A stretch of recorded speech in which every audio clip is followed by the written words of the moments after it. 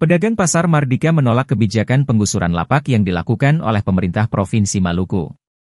Salah seorang pedagang, Handayani Sinanu mengatakan penolakan itu bukan tanpa alasan. Pasalnya, para pedagang sudah membayar sewa lapak dengan nilai mencapai 40 juta. Biaya sewa yang mahal menuntut para pedagang mengambil dana pinjaman di bank dan koperasi.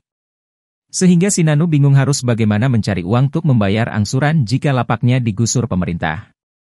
Lanjutnya, pedagang kerap kali ditagih retribusi hingga 50.000 per hari. Sebab itu dirinya bersama puluhan pedagang lainnya datang berdemo di kantor Gubernur Maluku. Menurutnya, jika digusur lantas dengan apa dia harus menafkahi keluarga. Diberitakan sebelumnya, puluhan pedagang Pasar Mardika menggelar aksi demo di kantor Gubernur Maluku, Rabu 22 Mei 2024. Pantauan tribunambon.com, sekitar pukul 12.30 WIB di lokasi, terlihat massa menumpangi mobil pick-up lengkap dengan alat pengeras suara. Mereka bergantian menyampaikan aspirasi. Para pedagang yang didominasi emak-emak itu menolak penggusuran lapak di Pasar Mardika. Mereka berusaha menerobos pagar kantor Gubernur Maluku namun dihalangi petugas Satpol PP.